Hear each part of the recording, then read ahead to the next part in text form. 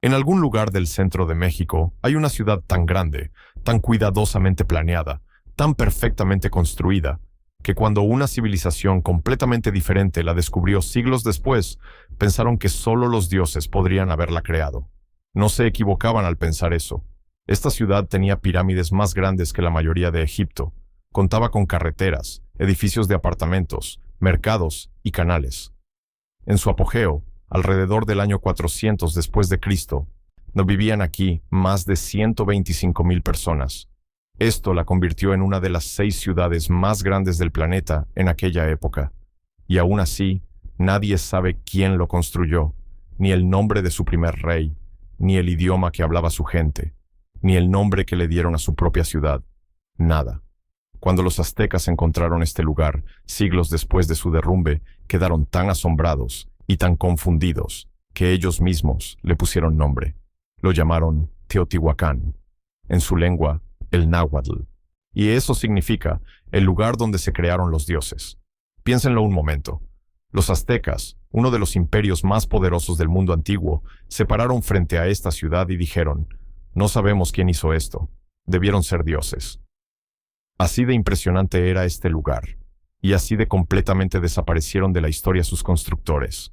Durante cientos de años, los arqueólogos excavaron, estudiaron y debatieron. Encontraron murales, herramientas de obsidiana, cerámica y miles de tumbas. Pero ninguna tumba real, ningún registro escrito, ningún nombre. Luego, en 2023, un equipo de científicos de la Facultad de Medicina de la Universidad de Tohō, en Japón, dirigido por el Dr. Fusuki Mizuno, realizó algo sin precedentes. Extrajeron ADN mitocondrial completo, el mapa genético completo, de restos humanos enterrados en Teotihuacán. Restos que habían permanecido en suelo volcánico durante más de 1500 años. Un suelo que debería haber destruido todo rastro de ADN en su interior. Pero la tecnología funcionó, y lo que encontró no fue lo que nadie esperaba. Antes de continuar, ¿desde dónde estás viendo esto ahora mismo? Comparte tu ciudad en los comentarios. Y aquí hay algo que vale la pena considerar. ¿Te has hecho alguna vez una prueba de ADN de ascendencia? Porque al final de este video, quizás sientas que deberías. Porque lo que encontramos dentro de estas tumbas antiguas conecta con millones de personas vivas hoy en día. Son personas que no tienen ni idea de que llevan en su sangre uno de los mayores misterios de la historia. Se suponía que los resultados de ADN confirmarían lo que ya sospechábamos. Sin embargo, abrieron una puerta que nadie estaba dispuesto a cruzar. Porque cuando los científicos analizaron esos genomas antiguos, lo primero que descubrieron fue que estas personas no provenían de un solo lugar.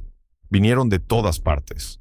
Regresemos al origen de Teotihuacán, no a las famosas pirámides, y no a los murales. A las primeras personas que llegaron aquí, alrededor del 200 al 100 a.C., en un valle llano del centro de México. ¿Quiénes eran ellos?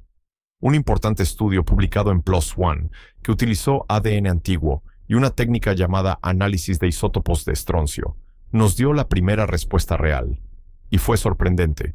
Las personas enterradas en los distritos residenciales más antiguos de Teotihuacán, lugares como el barrio de Teopancasco, no pertenecían a un solo grupo. No pertenecían a una sola tribu. No pertenecían a una sola cultura. Provenían de al menos 3 regiones completamente diferentes. Algunos portaban características genéticas y químicas de la costa del Golfo de México. Otros provenían de las tierras altas, de lo que hoy es Tlaxcala, Puebla e Hidalgo. Y algunos provenían de regiones aún más lejanas, con orígenes que aún no se corresponden con ningún grupo moderno. Ahora bien, aquí está la parte que lo hace real. El análisis de isótopos de estroncio no solo analiza el ADN, analiza la composición química de los dientes. Y los dientes se forman en la infancia, absorben los minerales del agua y los alimentos del lugar donde creciste. Así que cuando los científicos analizan el esmalte dental de alguien, pueden determinarlo, no adivinar ni estimar, decir dónde esa persona creció físicamente. Y esta gente creció en otro lugar. Llegaron a Teotihuacán siendo adultos, forasteros, extraños. La doctora Yodolinda Manzanilla de la UNAM, una de las principales expertas mundiales en Teotihuacán, descubrió que el 32% de los entierros formales en Teopancasco mostraban indicios de ser migrantes de diferentes regiones. Algunos incluso eran individuos decapitados, probablemente sacrificados, que también provenían de fuera de la ciudad. Esta ciudad no fue construida por un solo pueblo con una sola identidad. Fue construido por extraños de todas partes, de que se reunieron en un valle y decidieron construir algo que el mundo nunca había visto. Pero, ¿por qué vinieron todos? ¿Qué atrajo a 125,000 personas de toda Mesoamérica al mismo lugar? Parte de la respuesta es práctica. Una erupción volcánica en el siglo I después de Cristo destruyó asentamientos en todo el Valle Central, obligando a miles de personas a huir. Muchos llegaron aquí. Luego, alrededor del año 320 después de Cristo, otra erupción provocó otra oleada de migrantes. Pero la otra parte de la respuesta es más extraña, más poderosa, más inquietante. Está enterrado 30 metros bajo la pirámide de la Luna, y se necesitaba sangre. El arqueólogo japonés Saburo Tsuchiyama ha pasado décadas excavando bajo la pirámide de la Luna en Teotihuacán. Lo que encontró allí cambió para siempre nuestra comprensión de esta ciudad. Debajo de la pirámide, su equipo descubrió más de 200 entierros sacrificiales, individuos atados. Sí, hombres enterrados con las manos atadas a la espalda, cuerpos colocados junto a restos de jaguares, pumas, lobos y águilas, ofrendas rituales de navajas de obsidiana, espejos de pirita y conchas de costas lejanas. Pero lo que realmente impacta es lo que reveló el análisis de isótopos de esos individuos sacrificados. Muchos de ellos no eran de Teotihuacán. Sus dientes contaban una historia diferente, la de una infancia pasada lejos. Algunos provenían de las tierras bajas mayas, otros, ya de la costa del Pacífico. Teotihuacán no solo atraía a migrantes que querían vivir aquí, atraía a gente de todo el mundo conocido para morir allí. Y esto no fue casualidad. Las cámaras funerarias bajo la pirámide no son un caos. Están organizadas por dirección, este, oeste, norte, sur, como si la ciudad estuviera realizando un ritual que dijera: hemos consumido cada rincón del mundo y ahora estamos completos. Piensa en lo que eso significa. Esta ciudad construyó sus monumentos más imponentes, llenando el suelo bajo ellos con personas de todas las civilizaciones a las que pudo llegar. No era solo una ciudad, era una máquina, diseñada para absorber el mundo en sí misma. Y aquí está el detalle del que nadie habla lo suficiente. Algunos de esos individuos sacrificados fueron enterrados con la vestimenta ceremonial teotihuacana completa. Su identidad original, de donde quiera que vinieran, fue despojada. Fueron vestidos como ciudadanos de esta ciudad, como si, incluso en la muerte, Teotihuacán dijera: ahora eres nuestro. Pero aquí está la verdadera pregunta. Si los sacrificados vinieron de todas partes, ¿quiénes eran los que realizaban los sacrificios? ¿Quién diseñó todo esto? ¿Quiénes eran los sacerdotes y arquitectos en el centro mismo de esta máquina? Su ADN apunta a un lugar que nadie predijo, ni al sur, ni al este, ni hacia la costa maya, ni hacia el Golfo. Norte, hacia el desierto. En los entierros de élite en Teotihuacán, los individuos identificados por sus ornamentos de jade, su ubicación cerca de los núcleos de los templos, su posición ceremonial, llevan una señal genética que los investigadores han pasado años tratando de explicar. Se conecta con el suroeste de Estados Unidos, a las poblaciones que hablaban lenguas de la familia proto-uto-azteca, la lengua ancestral del náhuatl, la misma que hablaron los aztecas siglos después, pero también el ancestro de los Hopi, checomanches y xoshones, lenguas habladas por pueblos del norte desértico, en lo que hoy es Nuevo México, Arizona y Utah. Los lingüistas argumentaron durante décadas que el náhuatl no se originó en el centro de México. Creían que provenía del norte, de pueblos que habitaban el desierto y que migraron al sur durante muchas generaciones. Los historiadores convencionales descartaron en gran medida esta idea. El ADN no lo descarta. La señal genética en la capa sacerdotal de Teotihuacán coincide con poblaciones que, según evidencia lingüística, habrían venido exactamente de ese mundo desértico del norte. Intenta imaginarlo por un momento. Los arquitectos de la ciudad más grande del hemisferio occidental, quienes diseñaron la pirámide del Sol, los sacerdotes que oficiaron los rituales, quizás crecieron en un mundo de cañones de roca roja y cielo desértico y llevaron ese recuerdo hasta el sur, no codificándolo en templos de piedra en un valle tropical. Teotihuacán no era solo una ciudad donde convivían diferentes personas. Era un lugar donde vivían personas completamente diferentes. Mundos, el norte desértico, el sur tropical, el este costero, se fusionaron en una nueva identidad, y por un tiempo funcionó. Pero alrededor del 350 después de Cristo, algo empieza a cambiar. Es la señal genética de este linaje sacerdotal del norte, los fundadores del desierto, empieza a debilitarse en el registro funerario, y en menos de un siglo desaparece casi por completo. No porque estas personas se extinguieran, sino porque algo las estaba reemplazando silenciosamente, desde dentro, entre el 350 y el 450 después de Cristo. C. Teotihuacán no cae, no arde, no hay guerra, ni invasión, ni colapso dramático. En cambio, ocurre algo más tranquilo y perturbador. Los arqueólogos lo llaman la reorganización de Xolalpan. Los complejos de apartamentos de toda la ciudad se reestructuran. Los murales, incluyendo algunos de los muros pintados más elaborados de la historia mesoamericana, están cubiertos de yeso, cubiertos, ocultos. Los depósitos de ofrendas rituales cambian de carácter. Los tipos de objetos enterrados bajo el suelo cambian. Los perfiles genéticos en los entierros de élite muestran una creciente mezcla de poblaciones zapotecas y mixtecas, grupos originarios de lo que hoy es Oaxaca, cientos de kilómetros al sur. Nadie conquistó Teotihuacán durante este periodo. No hay indicios de fuerza militar. Lo que ocurrió, en cambio, fue más lento y, en muchos sentidos, más poderoso. Una absorción biológica y cultural que se producía generación tras generación. Surgían nuevas familias. Se desvanecían viejos linajes. La ciudad cambiaba de rostro sin anunciarlo. Y esto ocurrió exactamente en el momento en que Teotihuacán proyectaba su poder hacia afuera más agresivamente que nunca antes. En el año 378 después de Cristo. C. Justo en medio de esta transformación interna, una figura vinculada a Teotihuacán llegó a la ciudad maya de Tikal y tomó el control de ella. Registros históricos, confirmados por pruebas de ADN, muestran que el alcance militar y político de Teotihuacán se extendió profundamente en el mundo maya en esa misma época. Una civilización que cambia su identidad en casa mientras exporta su mitología al exterior.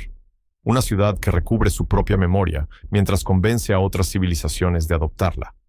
Pero no se puede sostener ese tipo de contradicción indefinidamente. La brecha entre lo que Teotihuacán era y lo que se estaba convirtiendo seguía creciendo.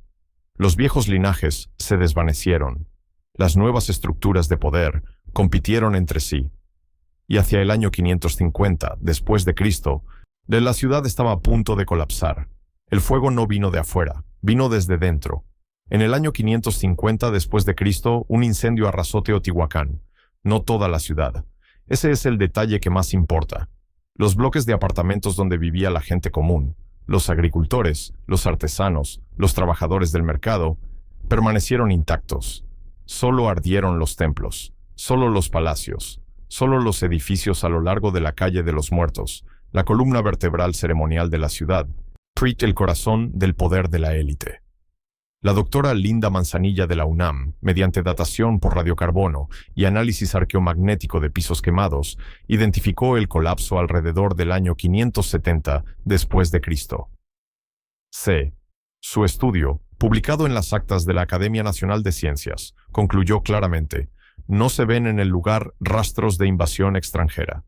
Este no era un ejército enemigo, era el propio pueblo de Teotihuacán.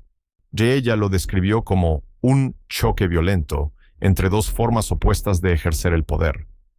Un momento en el que los barrios, los artesanos, la élite intermedia que había estado construyendo riqueza y estatus durante generaciones, finalmente se volvieron contra el consejo gobernante en la cima.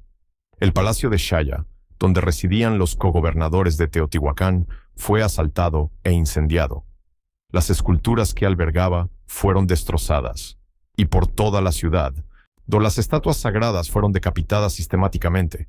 Los pisos de los templos fueron destrozados. Los escondites de ofrendas fueron destruidos. Esto no fue saqueo. Fue destrucción ritual, la matanza deliberada de objetos sagrados. En la tradición mesoamericana, no se destruye un edificio sin más. Se mata su poder espiritual, se lo deshace.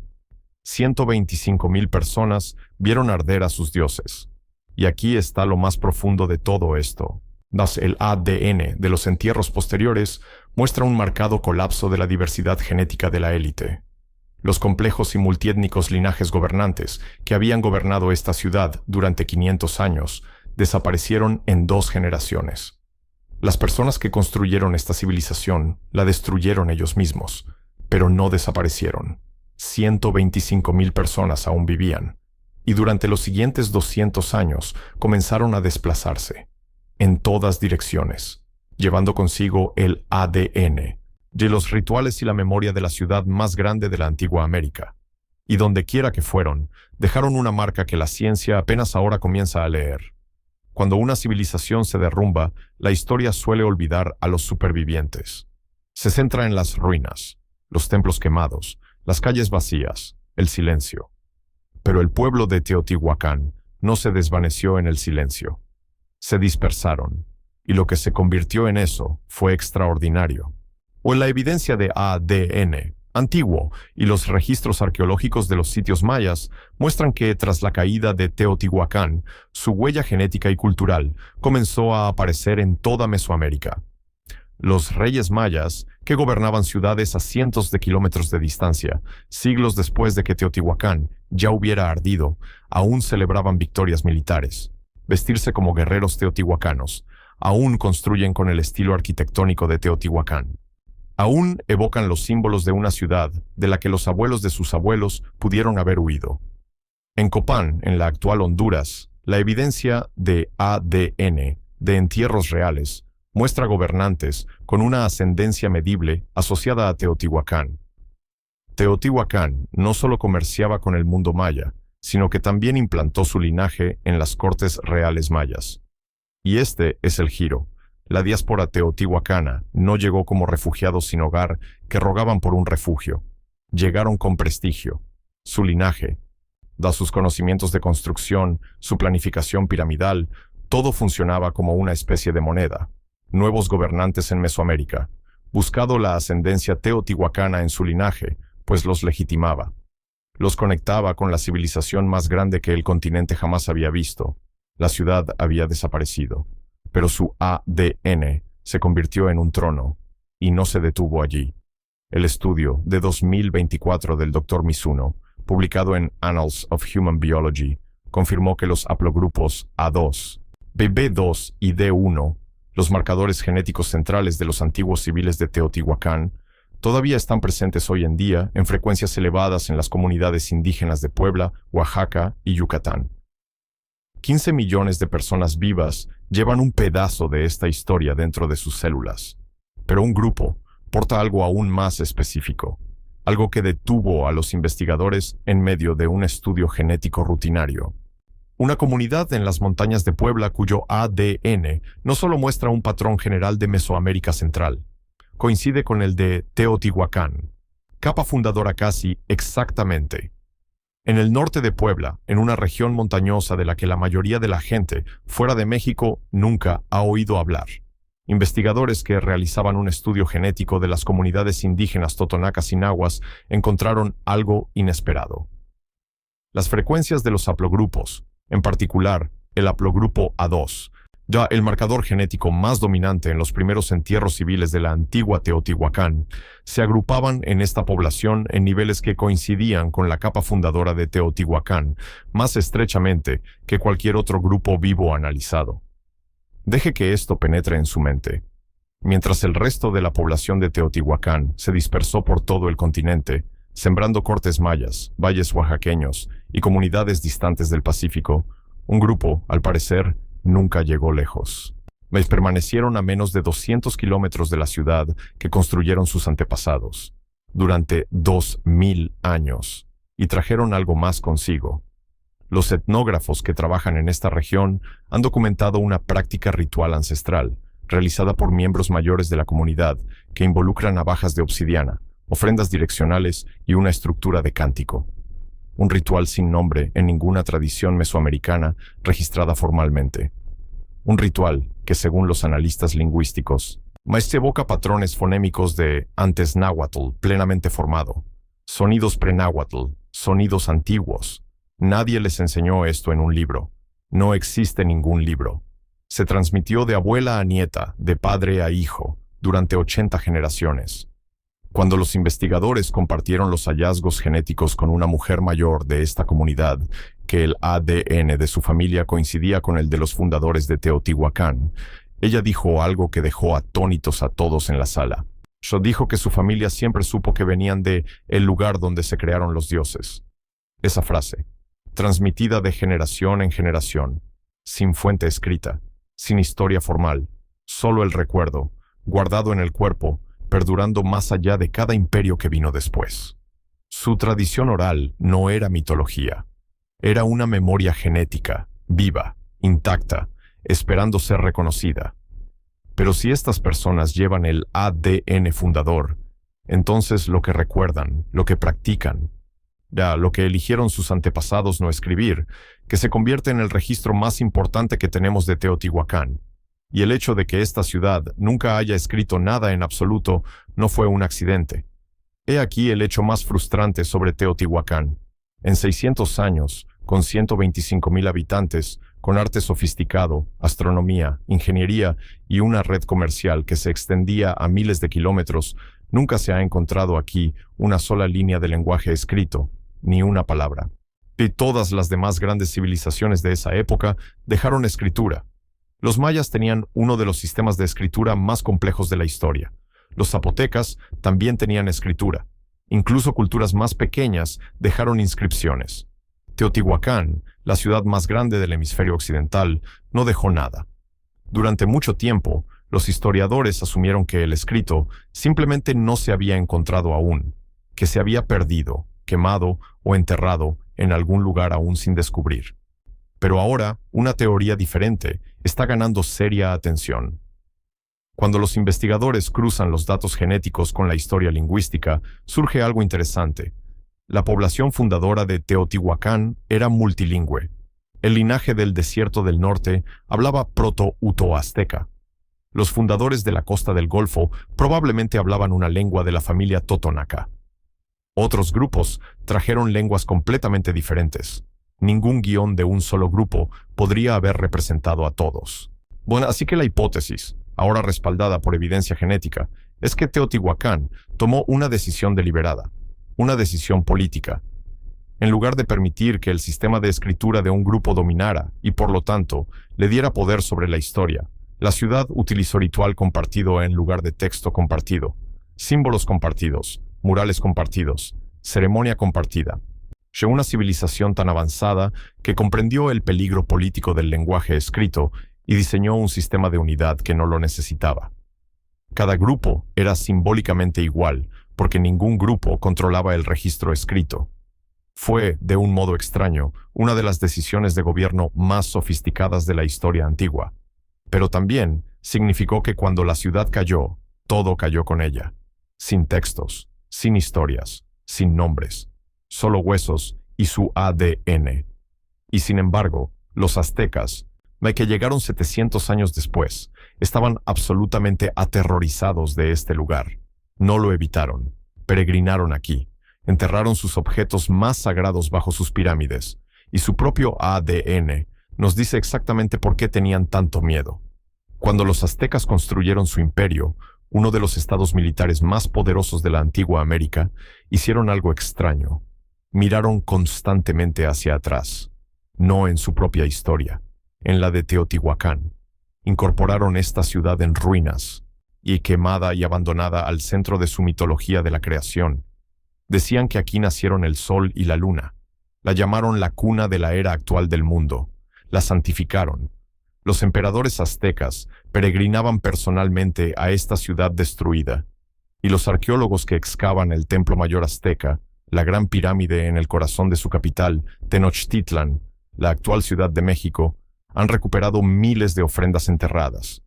Entre ellas, artefactos de la época de Teotihuacán, objetos que ya tenían 800 años cuando los aztecas los enterraron, tratados no como antigüedades, sino como reliquias sagradas.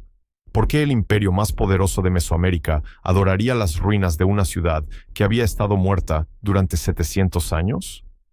El ADN nos da una parte de la respuesta. El análisis genético de los entierros de la élite azteca muestra una señal medible de ascendencia teotihuacana en la clase dominante. La nobleza azteca portaba sangre teotihuacana y lo sabía.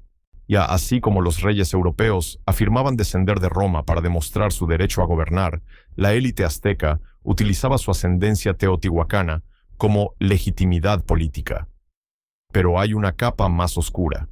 Las historias orales aztecas no describen a Teotihuacán como un imperio glorioso, digno de admiración.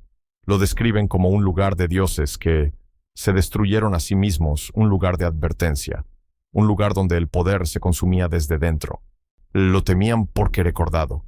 ¿Qué pasó allí en el año 570 después de Cristo? No de libros, no de registros, sino de la misma memoria generacional que vimos en aquella anciana de Puebla, transmitida de boca en boca, de padres a hijos, a lo largo de cada generación que vino después del incendio.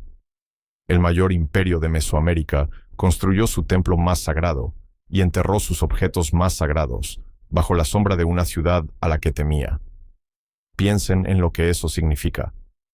El colapso de Teotihuacán fue tan traumático, tan decisivo, que moldeó la mitología, la política y la vida espiritual de todas las civilizaciones que le siguieron durante los siguientes 1000 años. Pero esto es lo que nadie en aquella corte azteca podría haber sabido. Algunos de los que provocaron ese incendio en el año 570 después de Cristo, quienes quemaron los templos y destrozaron las estatuas, no se quedaron, se mudaron, caminaron hacia el norte. Y el rastro de ADN que dejaron conduce a algún lugar que cambia todo el mapa de la antigua América. Una nueva investigación sobre ADN antiguo que combina modelos poblacionales con evidencia arqueológica ha descubierto algo que revela la historia por última vez. Las firmas genómicas asociadas a Teotihuacán están apareciendo en poblaciones ancestrales de los pueblos del suroeste de Estados Unidos, pero no antes el ascenso de la ciudad, después su colapso, después del año 700 después de Cristo. Ya dejemos que esa dirección penetre en nosotros por un momento. Anteriormente en esta historia encontramos un linaje fantasmal de origen desértico incrustado en la clase sacerdotal de Teotihuacán, una señal que apunta al norte, lo que sugiere que los habitantes del desierto migraron al sur para ayudar a fundar la ciudad. Esa fue la primera migración. Pero el ADN ahora muestra un segundo movimiento. Tras el colapso, tras el incendio, algunos de los sobrevivientes de Teotihuacán se trasladaron al norte, de vuelta al desierto, de vuelta a la patria ancestral de quienes pudieron haberlo iniciado todo. Las viviendas en los acantilados del Cañón del Chaco, las grandes quivas de los ancestrales indígenas, las alineaciones astronómicas talladas en la roca del desierto. Los investigadores ahora se preguntan si estas estructuras tienen algo más que la influencia de Teotihuacán, si tienen una influencia real. Memoria, detraído al norte en los cuerpos de los sobrevivientes. Un linaje que viajó al sur hace 2000 años, construyó la ciudad más grande del hemisferio, la vio arder, y luego regresó a casa. 3000 kilómetros, 2000 años. Un solo hilo genético que va desde una meseta desértica en el norte, desciende hasta un valle en el centro de México, atraviesa pirámides, sacrificios, fuego y diáspora, y regresa al norte, a los acantilados de Nuevo México. Y sin embargo, y la pregunta más importante aún sigue sin respuesta. No sabemos cómo se llamaban a sí mismos. Desconocemos la historia de su creación.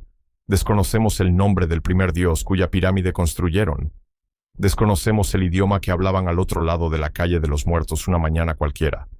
El ADN prueba su existencia, rastrea su origen y su destino. Los conecta con millones de personas vivas en México y el suroeste de Estados Unidos. Pero el significado de su existencia, lo que creían, lo que esperaban, lo que estaban construyendo, eso todavía está enterrado en el silencio. En este momento, en algún lugar de un laboratorio, un investigador está secuenciando el genoma de un niño enterrado bajo la Avenida de los Muertos hace 1800 años. Y en un pueblo de Puebla, una mujer mayor está preparando una ofrenda de obsidiana, de la misma manera que le enseñó su abuela, de la misma manera que la abuela de su abuela le enseñó antes, sin instrucciones escritas, sin nombre formal, Doro sin explicación. Ambos abordan la misma historia, desde extremos opuestos del tiempo. Teotihuacán no desapareció, se dispersó en todo, en los linajes, en los mitos, en las células de las personas vivas, hoy que llevan una civilización en su interior, sin conocer su nombre. La pregunta ya no es quién construyó esta ciudad, la pregunta es, ¿qué sabían ellos que nosotros hemos olvidado por completo?